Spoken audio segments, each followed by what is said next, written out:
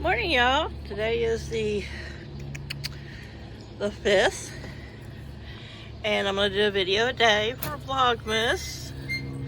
But I think I filmed on Monday and Tuesday, but I didn't download them or upload them, or oh my goodness, what have you guys done here to your food bowl? So I am going to, dude, get off my foot. So I'm going to do, on 2 of the days, I'm going to do, add a short. I'll upload 2. What makes that 4? I thought about going past the 25th. This is my first time to do a Vlogmas. So I wasn't quite sure if I needed to, if you go all month, or you just go through till Christmas. Maybe I should have to look that up. I'm trying to get the straw that they've kicked into their feed, because that feed in there is too good to waste. Last night, because it did get cold last night, I used the other feed bowl and I gave them just a scoop of scratch in there, which is also from Combach Feeds, and it's a 5 or 7 grain. I'll have to look at the bag, but all right, so all right, you guys, come out here. Come on, top off your feed. I'm gonna sit out here in the sunshine. All right, and I'll get you a scoop of scratch. See, Laddie's up there on that perch. He's in pursuit of me because I have the blue scoop. To him, the blue scoop is magic food scoop. He loves to eat out of it, or in his case, probably just Cosmo, come on. Hey. It's a holiday month. Can you be nice? Come on, we're gonna have some scratch. Come on. Let's go out here before the big boy jumps over on the gate.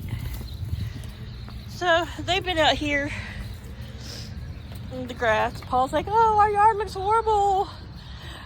We're gonna have to give them a different area because we might not have grass. It's gonna come back. There's still a lot of grass out here, so let's throw this over there where they've been snacking. He's just like pecking the death out of my pajama pants. I'm glad I got ordered another pair. Run, yeah, let's scratch. So today is supposed to be cooler than yesterday. Not supposed to get above, I think, 48, but it's gonna be sunnier.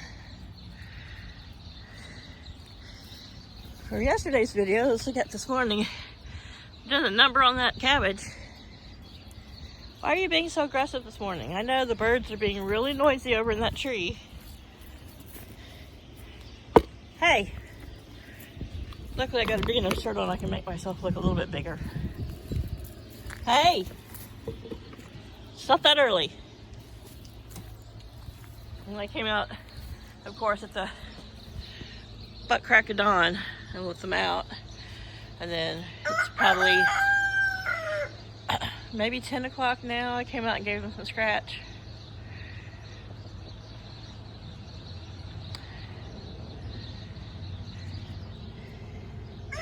And you probably noticed I didn't fill the scratch scoop up super full. It's their little wreath. Oh, isn't it cute? Just because, well, I want them to eat their really good food, which they will. As I mentioned before, he's got to get up there. Scratch encourages them to scratch around a forage, and on these cold days, I'll keep some in here. Oops. It helps them to stay warm. So this is a little at night, but it's been really dark. Like yesterday, it was really dark. Oops. I'll hang this here right inside the coop. Kind of lights their way. Like they really need they don't need the way lit for them, but they think they do. Oh, and look, leghorns have been added again. Laying eggs in places where we don't need to be laying eggs. At least these are clean.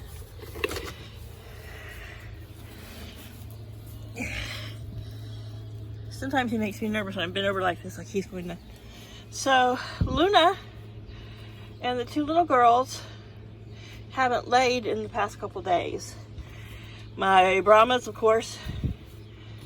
Yeah, look, you got something to perch on. Have not returned to laying after their intense molt. So we shall see how that goes. When they'll start again. Why the little girls are taking a break, that's fine. Could just because it's colder winter, or who knows. But if they're slowed down, then I'm pretty positive it's probably just because it's been so dark and gloomy. And it is winter. And many birds will slow down in the winter. So we'll just wait and see how it goes. I'm pretty sure thank you, mister. He knocked one of my chains loose that holds this, because he had his big old butt up there. Yeah, I'll just have to mess with that when I'm off camera. Anyhow, take him a little scratch, which I'm using the food scoop, so I don't have to come back in here to replace the scoop. Because I find if I don't put the scoops back, then sometimes I'll forget carrying them around or leave them in weird places. You know, 80 yielded it for you. So this is a dewormer I used. I mentioned it the other day. It's at the poultry store. And it works great. It really does. You know, parasites can be a big issue with your birds. You know, and this will keep down any worms. It'll even keep down the worm that can get in their crop. Oh, here's the name of it. But for 7 birds, you put in a scoop. I use one. Don't get too close if it's windy, because it makes me sneeze.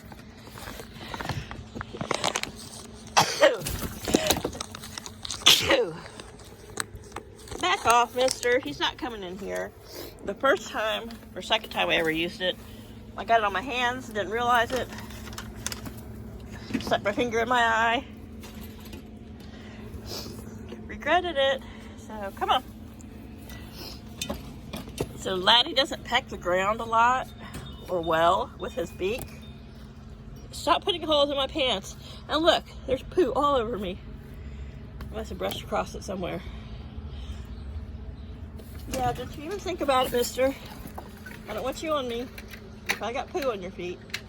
But, I will add, scratch to his food. So over here, buried in this tall grass we've cut, is some chicken wire and some, mesh. And it's great for cleaning your boots on. Yeah. So back to it. I hopefully Paul got a bale of hay today, straw today. Just because I'm going to sprinkle some more down around here, some more in the bottom of the coop. Okay, but back to it. So he's got his grit and his high protein feed. But come on, here's a blue scoop. They are not colorblind. Getting bringing some fresh water out, but he probably drinks more out of the cat's water bowl. You see, he's a backwasher. He gets so much stuff on his little face. But a lot of the scratch is very small in size, so he can. He gets it up. I guess it sticks to his little tongue. It's amazing how much he uses his tongue. I watch him up close. But yeah. He eats better out of a bowl that's deeper than just like a flat pan or anything like that. Just because that crooked beak, he needs some depth. And I think that's why his face gets so dirty, because he gets his beak wet, say having a drink or something, and then he sticks his whole beak almost up to his nostrils into the food dish. And that's so he can do the little scooping motion and get his tongue down in there. See how tiny this grit is? Come on. Let Mom mix it up for you. He's like, get your hands out of my food. So I didn't put any in there yesterday because he still had some. I don't want to overdo it. This should last through the winter. But especially on days when it's really cold and I'm giving you more scratch, I always make sure there's a good amount of grit in there. This stuff, Game Shownird Starter Grower, is something that he can digest without a lot of grit. Or no grit at all. Chick starter feed is designed that way. Because until they're about, I find about 6 weeks old, I don't worry about them having any kind of extra grit. But yeah, they can digest it. Yeah, you gotta keep you strong, mister. As he's getting older, his beak is getting more crooked. I have to trim it more often, so. And, you know, he's gotten better about holding still.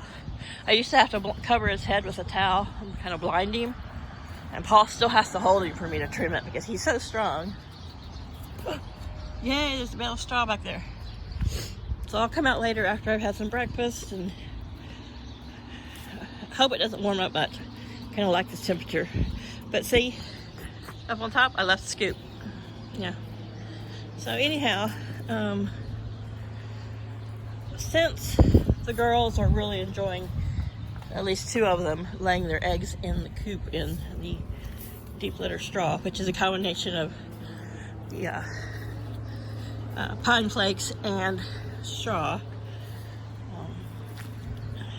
I like to mix the straw with it, especially in the winter, because it repels liquid. It's waxiness. Let's see, there's chaos laying in the sun, and I'm going to take my eggs in, and I'll film a short later when I'm putting some straw out, maybe. All right, you guys, hope you're having a great December, and maybe I'll make a short of the tree, kind of revamped it. Yesterday I was having a bit of a Christmas tree existential crisis. I don't have children, so I don't have like those kind of sentimental ornaments, and every year I try to make the tree look different. Sometimes I just decorate it according to what colors are appealing to me, but a lot of times, because that's the only thing really Christmassy we celebrate. You know, we don't do gifts or family or get-togethers, anything like that. Which I love Christmas. I love the season, but you know, I allowed it to kind of make me depressed a little bit. So sometimes I take the tree down just because it's depressing me. I'm like, what's the purpose? I'm just looking at this bright Christmassy thing and, you know, blah, blah, blah. So yesterday I was looking at the tree. I was like, you know what?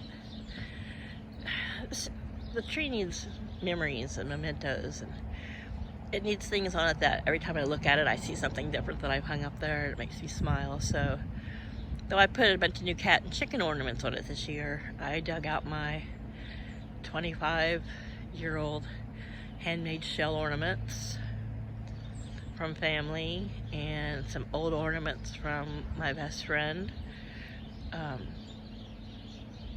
when I was college age, and just some other mementos, and all my Choctaw tribal ornaments. Every Christmas they send you a beautiful new ornament, so I've got a huge amount of those, and so I put those up there so it's not just a cat and chicken tree, and it made me happy. I think it's going to be the tree will be up all year, and it'll not all year, blah blah blah, all months, and I don't know, when I look at it each time I catch a glimpse of something else, and it just makes me smile. So I'm trying to stay in the Christmas spirit. That's why there's some lights out here, and I leave them on, and I put the little glitter wreath on the coop. I had it on the little gate last year out here, but with wind and whatever, pieces were blowing off, and the chickens were running around with little sparkly disc in their mouth. So hung it on the door so it's out of the wind and away from them. So I got a little Christmas spirit. They have some red lights in there. I thought about hanging them up, but I don't think I'm going to. You know, I don't know. It depends on how old you are. If you remember that, you know, red lights hanging on a porch or in a window used to be a sign that a certain lady was open for business. But, you know,